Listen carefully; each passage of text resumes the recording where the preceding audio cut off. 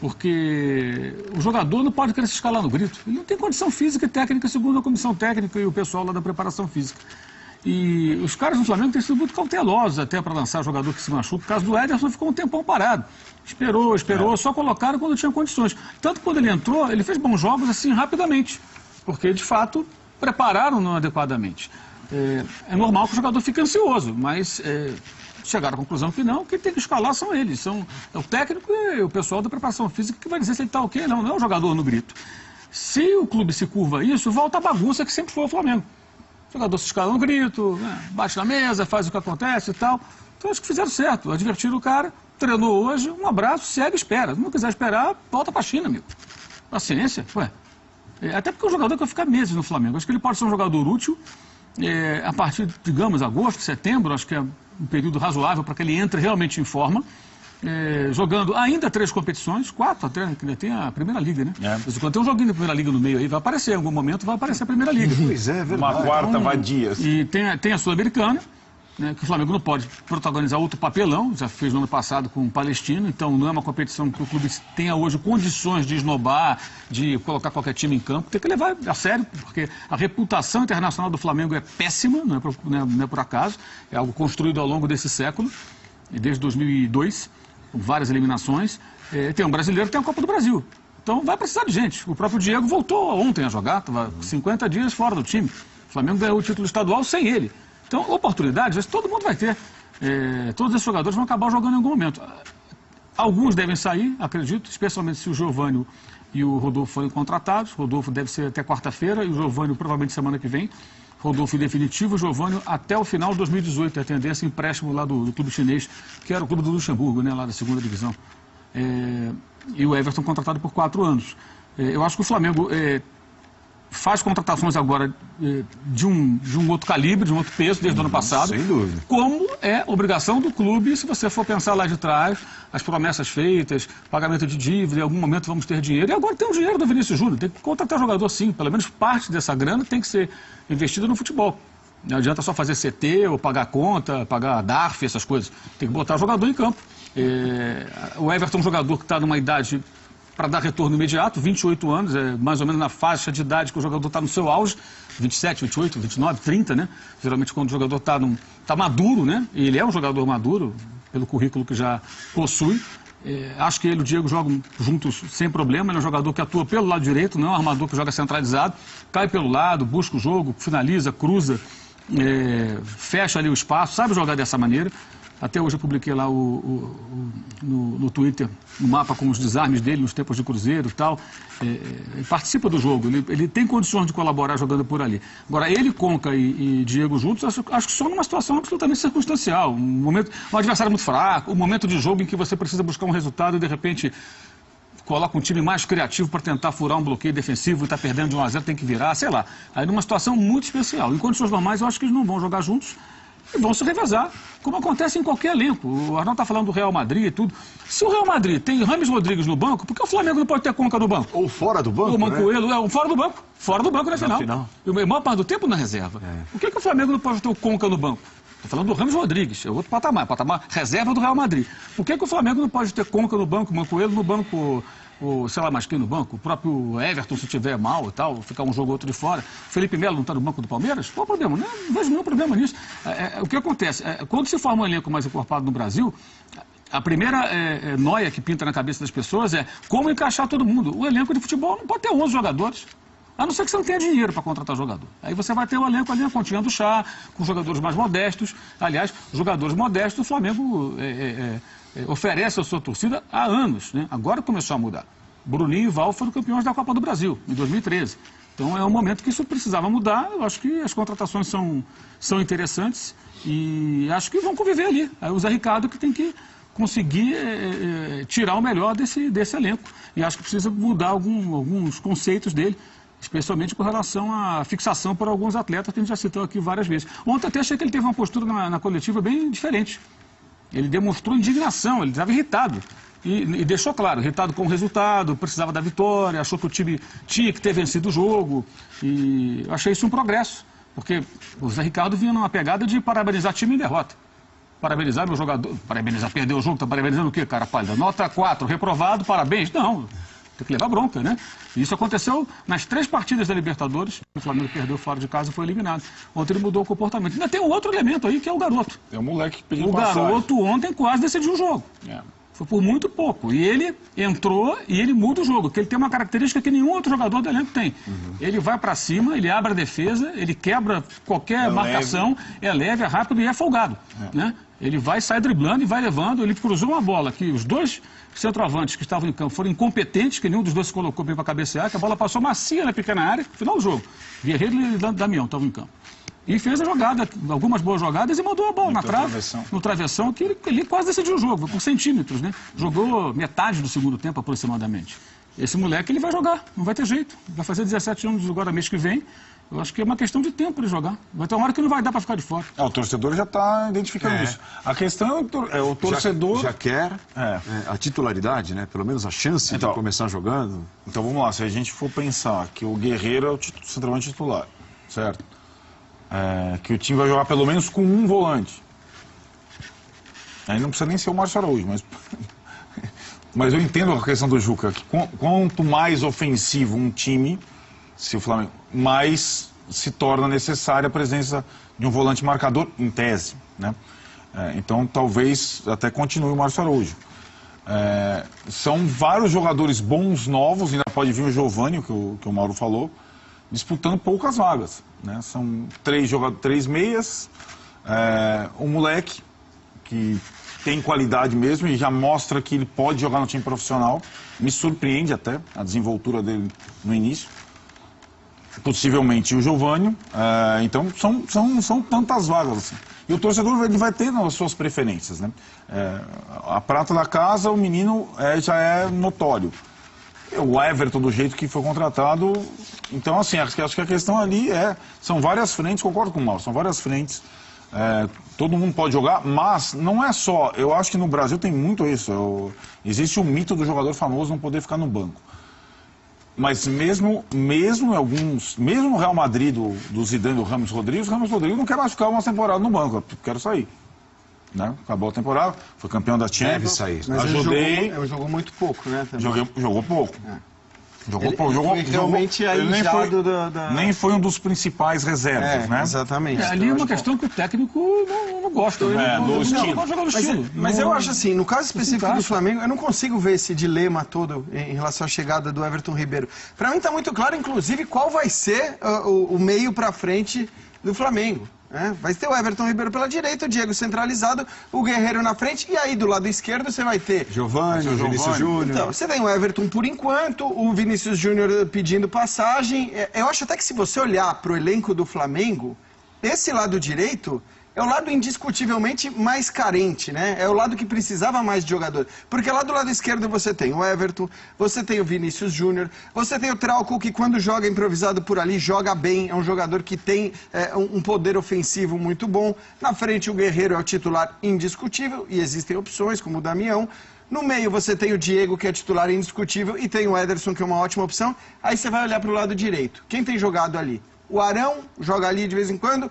É um volante que joga aberto como meia. Rodney, o Gabriel machucou e mesmo quando jogava não era um jogador que mudava nada. Aí o Rodney jogava como lateral improvisado à frente, tentando fazer o que o Trauco fazia do lado esquerdo. Ok, mas é uma alternativa improvisada também. O Berril até agora não mostrou que veio e acho que tem as suas limitações. Então, para mim, assim, a chegada do Everton é indiscutivelmente a chegada de um titular para o Flamengo. Até porque o Conca, a gente não sabe qual é do Conca. E o Conca é sempre bom lembrar. Então... Se o Conca não jogar, se o Conca for embora amanhã, não vai mudar nada pro Flamengo. O Flamengo não pagou nada, o Flamengo não está gastando nada com o Conca. Então, se ele ficar nervoso, ficar irritado e passar a não treinar e não quiser jogar, eu não acho que vai mudar muito a vida do Flamengo, não. Olha que beleza. Do Flamengo não, mas do Conca muda bastante. Da meia pra frente. Você monta o time titular, digamos, Everton Ribeiro, Diego, Vinícius Júnior, Guerreiro. Você tem meia pra frente num time em tese reserva. Conca, Giovânio, Ederson, E Damião. Fora Mancoello. Assim, o que o Flamengo Olha tá o Viseu, que é melhor que o Damião. Tem o Viseu, tem o Berril. Até falando Berril, de Berril, Não era nem o Ederson que eu estava pensando no Berril. Acabou me fugindo o nome. O movimento que o Flamengo faz agora torna, se confirmar, o Giovânio também e o Rodolfo, zagueiro, que eu acho bom zagueiro, torna o Flamengo o melhor elenco do Brasil. Muda aquela, sabe aquela... Até porque o Palmeiras foi perdendo jogadores importantes também. Então o Flamengo, no papel, o número de jogadores importantes, decisivos, tal, o Palmeiras não tem essa... Tá com cheirinho? Essa opção. Não, nem começou a jogar ainda. Aliás, isso é uma E coisa... esses caras que estão sendo contratados não jogam a Copa do Brasil, tem esse detalhe também. Então, Já estão fechadas as inscrições da Copa do Brasil. Então, qualquer jogador que chega agora não participa da Copa do Brasil. Então não tem Everton Ribeiro, se tiver Giovânio não joga, mesma coisa para o Rodolfo. Agora, eu acho que, voltando ao tema que o Juca trouxe, eu não consigo imaginar esses caras todos que a gente citou como titulares jogando e a dupla de volantes formada por Arão e Coelar, pelo que o Zé Ricardo tem pianistas. mostrado. Será pelo carregador e piano. Eu acho que o Zé não tem mostrado em relação ao Coelar muita confiança em relação ao poder de marcação dele. O Rômulo segue sendo uma incógnita, embora tenha uma qualidade técnica incontestável, mas é aquela coisa da qualidade técnica versus o poder de marcação. E aí você tem o cara mais marcador, indiscutivelmente, nesse elenco, sendo o Márcio Araújo. Eu não sei se ele sai do time. Nos últimos jogos ele colocou o Coelar para ter um segundo volante para sair jogando. Então quando o time sai jogando, o Coelar vem trabalhar entre os zagueiros e o Márcio Araújo fica na frente. Por quê? Porque ele não pode pegar na bola. Esse é o passo que tem que ser dado. Você não pode ter um volante que você não consegue dar 2 passos para sair jogando. O cara que se esconde atrás, ele busca o adversário para que não dê a bola para ele. É nítido isso. Isso acontece todo jogo. Esse é um passo que o clube tem que dar. Você não pode... O Márcio Araújo é um jogador contratado em 2014, logo depois que o Flamengo ganhou a Copa do Brasil. Né? Ele estava dando sopa no mercado, saiu do Palmeiras, estava livre. O Flamengo contratou um jogador barato, que não tinha que pagar multa. Era um outro momento. Acho que ele pode fazer parte de um elenco. Agora, ter o Márcio Araújo como referência, como titular absoluto, até pelos erros que comete, pelas bolas perdidas, pelos passes errados, por não dar opção para sair jogando. Todo jogo tem que começar construído lá de trás. E você tem menos um. A não ser que o Diego comece a jogar que nem o Pirlo, né? O Diego vai ter que sair lá da frente para vir buscar a bola no meio dos... Como já fez algumas vezes. Buscar a bola lá no meio dos zagueiros e começar a distribuir o jogo. Vai fazer isso, Diego? Vai se transformar? Só se acontecer alguma coisa desse tipo. Porque o Márcio Araújo é um jogador que ele só participa do jogo para tentar recuperar a bola e tocar passes de 2 metros, 1,5 metros, mesmo assim com um certo temor. Eu me pergunto um pouco sobre o Rômulo também, quer dizer, porque... Tudo bem, ele se machucou, não estava bem, não estava jogando bem, fisicamente tem uma questão agora, mas assim... É incrível como no Brasil, e acho que a gente, se olhar para vários clubes aí, vai perceber vários técnicos que desistem. Não estou falando desistem, vou vender esse jogador. Não insistem com o cara. Não insistem com o cara. Jogadores que a gente sabe indiscutivelmente que tem qualidade, que acabam não jogando. É o Kleber no Santos, que já né, vai ser vendido para o Corinthians, não vai. É o Borja no Palmeiras, é o Rômulo no Flamengo. A gente consegue encontrar em vários clubes jogadores importantes, jogadores bons, que acabam sendo deixados de lado porque não renderam bem 1, 2, 3 jogos. E acho que isso é algo para se discutir também. Até pelo investimento que os clubes fazem nesses jogadores, né? Todos eles custavam dinheiro. O técnico desiste e dane-se. Estranho, realmente. Só pensar o Corinthians. Eu pensei até, mas o Corinthians acho que insistiu mais. Não, e o Carille mantém que vai insistir até o fim e vai recuperar tanto o Marquinhos Gabriel quanto o Giovanni Augusto. Mas um já foi embora, o Marlone. Né? O Felipe entrou ontem, né? Sábado. Acabou entrando no segundo tempo. Né? O Felipe Bastos. Entrou. Mas também veio para ser titular. Você acha em todos os times quase importantes. Não vai acontecer, não deve acontecer, mas quem foi formado de maneira diferente, não foi formado como um meia na base desses jogadores do Flamengo? O Everton Ribeiro. O Everton Ribeiro. Sim. Ele era volante nas categorias de base do Corinthians. E jogou de lateral no lateral Corinthians. Esquerdo e volante. Né? Me lembro de ver jogos dele na base do Corinthians. O meu irmão trabalhava lá como preparador físico. Eu ia ver em loco, pessoalmente, e ele era um belíssimo volante. Segundo volante pelo lado esquerdo e tal, cumpria Você ia ver por causa do trabalho do seu irmão. Evidentemente. Claro. Então, se ele recuperar esse poder... Porque, convenhamos, no Cruzeiro não era um jogador que se Mas ele desdobrava, né? É que fisicamente... Não, depois que eu disse, não deve acontecer. Não, né? Fisicamente ele não... Faz tempo já que não acontece. Ele não tem nem a explosão de um lateral que o lateral hoje em dia pressupõe Mas e não nem pra a jogar pegada ali, né, de um não. volante. Tô falando assim, para o cara dar um combate que permita, por exemplo, sim, o Flamengo ele jogar sabe, com o Rômulo claro, e Arão. É isso claro, que eu tô... claro, acho que é tô possível. falando. Acho que é possível. Sim. Muito bem. O Botafogo, de certa forma, comemorou o empate por tudo que foi a semana do Botafogo, né? Perdeu uma grande chance com o Roger. Sim, perdeu um jogador importante. né? Perdeu. Já estava em campo sem figuras importantes, Isso, né? isso. O Camilo, É impressionante. principalmente. O Botafogo, você pensar. Impressionante. É incrível o que tem feito. Mas a semana tinha sido, diferentemente do que foi a semana do Flamengo, bem pesada, jogando em campo pesado, buscando classificação, fora de casa. Foi jogar contra o Flamengo, 11 horas da manhã, 30 graus em Volta Redonda, um gramado horroroso. Exatamente. Vinha de um gramado ruim. Já né? vinha de um gramado ruim. É. Aliás, devia ser proibido aquele jogo em Volta Redonda, porque mais lembrava futebol de várzea do que futebol do Campeonato Brasileiro. Né? Não é possível. Não é Os possível. jogadores reclamaram disso. Mas não é possível. Primeiro tempo é uma coisa horrorosa. E eu errava. Aí a tendência é você criticar o jogador, mas falei, mas como é que você pode exigir? Isso porque a CBF, burocraticamente, Sim, não não aceitou deixou o jogo na Ilha do isso, Governador. isso. Que vai, agora foi liberado, né? Ela queria que fosse na terça-noite. E saiu já depois de, sei lá, que horas que os bombeiros liberaram lá o tal do papel, né? Os bombeiros dificultaram uma barbaridade. Quando liberaram, já era quase o dia O seguinte. escândalo é que o Botafogo usou o estádio o tempo todo. E não tinha nem alvará para fazer aquela obra. Né? Isso ninguém fiscalizou. E no dia seguinte, na quarta, e a CBF também não vê nada disso, claro.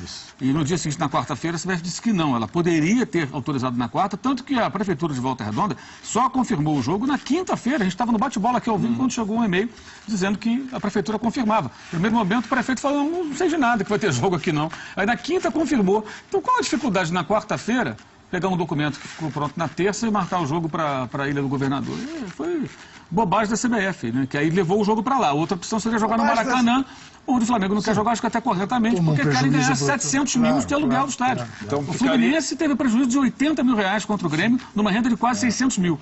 Quase 600 mil ficaram nas bilheterias e o Fluminense ficou em prejuízo de 80 mil. Não, é Quer dizer, é uma boa renda 600 mil reais, não é renda para se jogar fora. Claro. Não cobre as despesas de um jogo? Não cobriu. Ficou com 80 mil de prejuízo, quanto Vitória, não vi ainda, mas certamente maior. Ficaria o Fluminense mesmo com prejuízo, entre aspas, jogando no Maracanã, o Flamengo no estádio da Ilha, o Botafogo no Engenhão E o Vasco São Januário. e o Vasco no Januário. Sendo que o Fluminense paga 100 mil de aluguel. O Fluminense não pagava nada. Aí ele realinhou lá o contrato e tal e paga um aluguel menor. O Flamengo já cobraram 700 mil para fazer um jogo no Maracanã, de aluguel do estádio. Porque a Odebrecht alega que ela tem que faturar para cobrir lá os 2 milhões e meio por mês que custa a manutenção do Maracanã. Então, quando o Flamengo joga, eles querem enfiar a faca. Mas o dirigente do Flamengo está certo. Não, eu não vou. De qualquer forma, em relação aos outros três, é o Flamengo que vai ter que passar por uma adaptação para tornar aquele estádio a sua casa, né? Gramado, dimensão, ambiente, né? Qualquer lugar para o Flamengo vai ser adaptação, né? Que ele está jogando itinerante desde o ano passado. Agora, a Volta Redonda certamente não é lugar. Não é para ninguém. Não é para ninguém, né? 8 mil pessoas, 8 mil pagantes apenas no jogo. Agora, a CBF fazer bobagem é quase uma redundância. Aliás, é uma redundância, né? Porque se não bastasse a história de jogador reserva não poder comemorar, o banco ter que... Nós teve isso de novo no jogo do Bahia com o Atlético. Exatamente. Tem a história dos sinalizadores, né? É que o Paulo Andrade não quer que eu comente, mas eu vou comentar. Vou deixar claro o que eu acho sobre esse assunto. É o seguinte, primeiro, é uma bobagem proibir o sinalizador. Porque esses sinalizadores que estão acendendo nos estados brasileiros são absolutamente inofensivos. Não são aquela coisa que matou o menino na Bolívia. É inteiramente diferente o sinalizador usado para fazer luz do que aquele que é um sinalizador da Marinha que joga... São coisas diferentes. Aquele sai como um tiro, né? Isso. Esses utilizados nos estados do Brasil são só... Muito bem. Então, eu sou contra que se proíba. Agora, existe a proibição. Ao existir a proibição, O que os torcedores têm feito? No mais das vezes, assim foi com Palmeiras e Curitiba, assim foi com Corinthians e Inter, assim foi com Corinthians e Santos, é prejudicar o time que está ganhando. Tem prejudicado.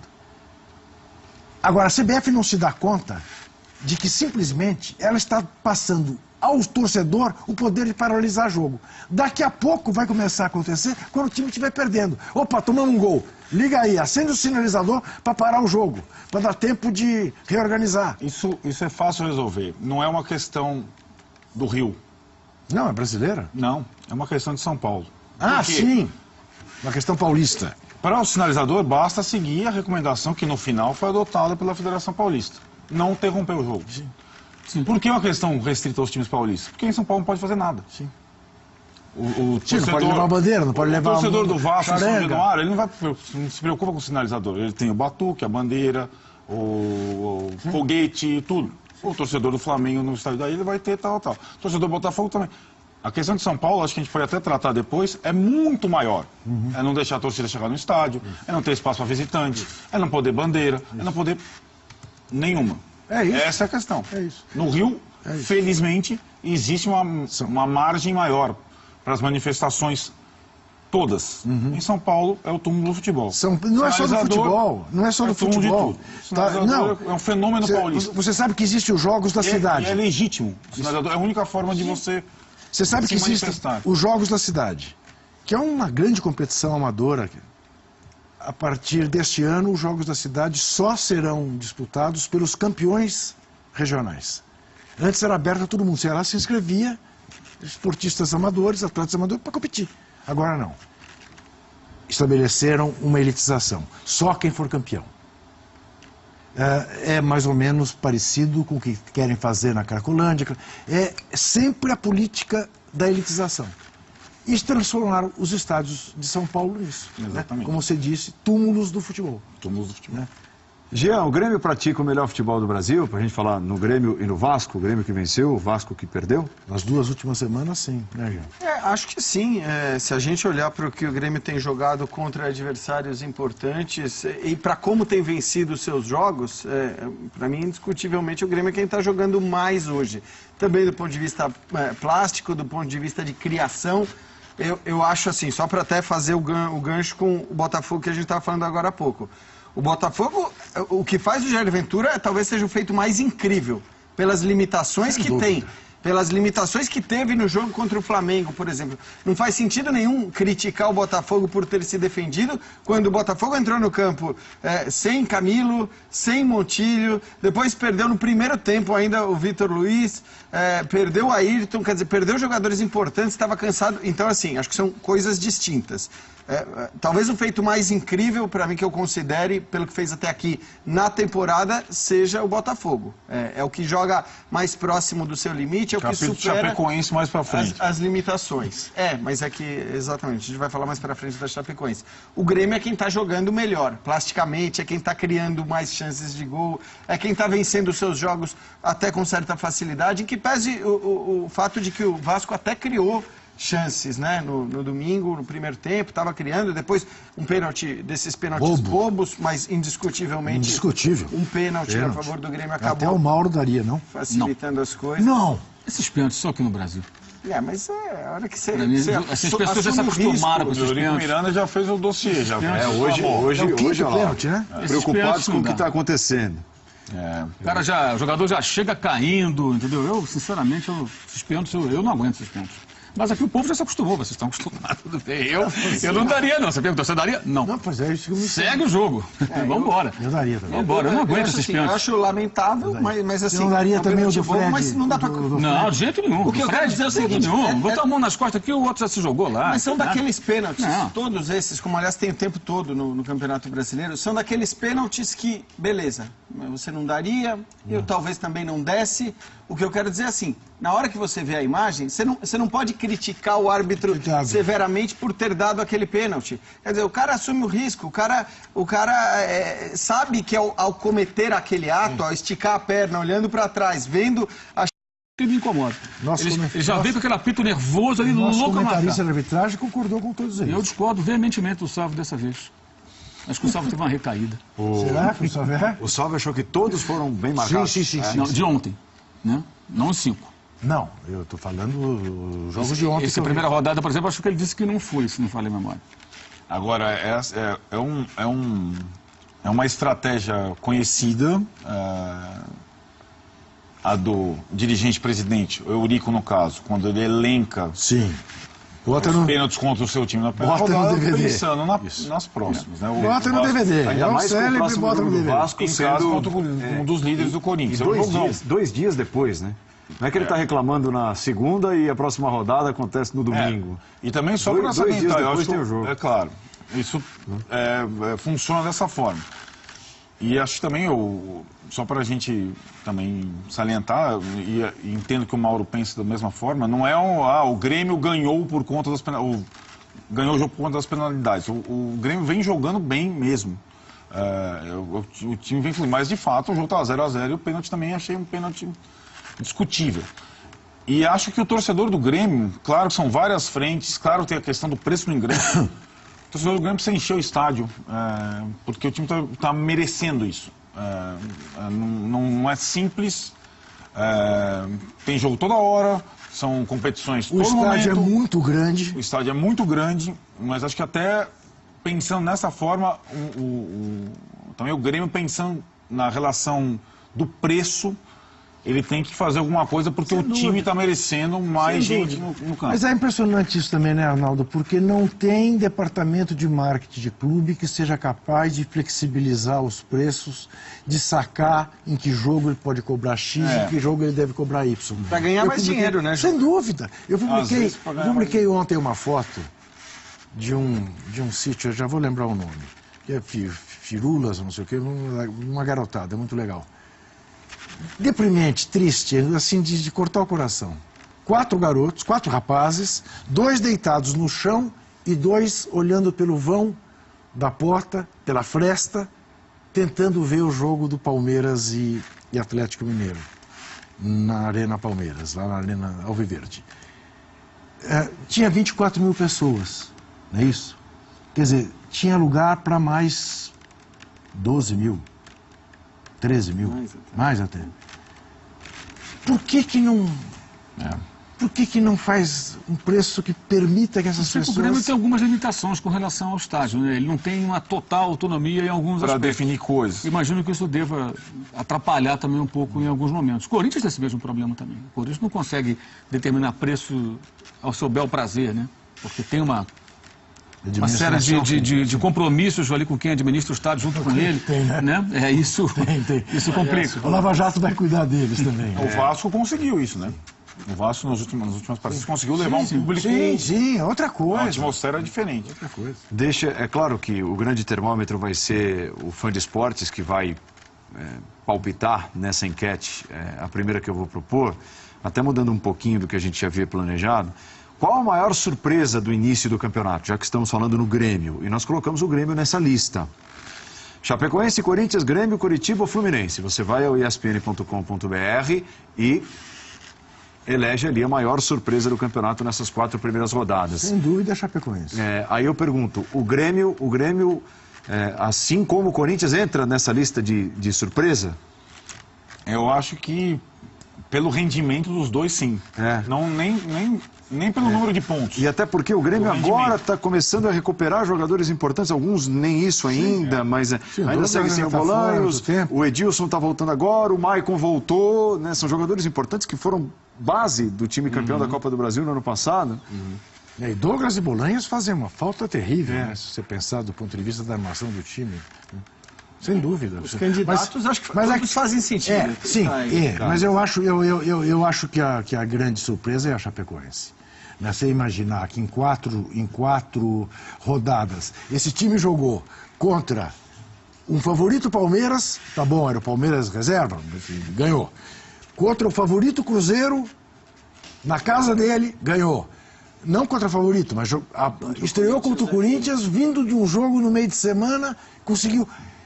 O corintiano até está começando a achar que aquele ponto não foi uma coisa perdida. Sim. Como se, né? os E o pontos... Avaí, né? O jogo local. A Chapecoense vai ser assunto mais para frente, quando a gente falar também sobre o Cruzeiro. Mas veja, ela somou os pontos que somou contra detentores dos 4 últimos títulos nacionais. 2 vezes o Cruzeiro, 1 vez o Corinthians, 1 vez o Palmeiras. Sim. E mais o Avaí, que é o aniversário local. Só isso ela fez, né? Aqui, o Matheus, do Nonsense Futebol, no Twitter, está dizendo, sobre o Grêmio, a questão dos preços é definida exclusivamente pela Arena, a empresa que gere o estádio. É triste, mas não muda. E por causa disso, este ano, tivemos um dos piores públicos do Grêmio em Libertadores. Tá bem, mas então, a empresa que gere o estádio está queimando dinheiro, jogando dinheiro fora. Quer dizer, não tem lá nenhum gênio que olhe e diga, escuta, vamos virem 50 mil pessoas aqui para o estádio, baixando o preço do ingresso? Né? Vamos... Nesse As pessoas sentido. prefiram ganhar a mesma coisa com menos gente. A limpeza vai ser melhor. custo. Isso, pois é. Quem pensa só nisso, não está pouco se lixando se o Grêmio vai ter apoio de mais gente ou não, né? Esse é o Brasil. Engraçado modo de dizer, né? Maneira de expressão. Caiu o Dorival, que era o técnico mais longevo em atividade. Não tem graça. Aí não. até a gente estava conversando antes do linha de passe, o Arreguin estava conosco na redação dizendo, pô, agora o Marcelo Cabo é aquele que está há mais tempo no cargo. Era. Né? Entregou o cargo, o Atlético Goianiense aceitou, a diretoria do Atlético Goianiense aceitou, e o Marcelo Cabo acaba de cair. Ao fim e ao cabo, são 5 técnicos já caídos em 4 rodadas. E por incrível que pareça, o Zé Ricardo, o jovem Zé Ricardo, é o técnico mais longevo. mais longevo. Por incrível que pareça. Fez um ano no dia 29. É inacreditável, cara. Tomara que permaneça. A gente vai falar dos paulistas depois, o Palmeiras e Santos já trocaram de técnico. Eram os times da Libertadores. No próximo bloco nós vamos falar de paulistas, vamos apresentar listas de gols mais bonitos. O sítio a que eu queria me referir se chama Sem Firulas. Foi de lá que eu peguei a foto. Voltamos já em instantes.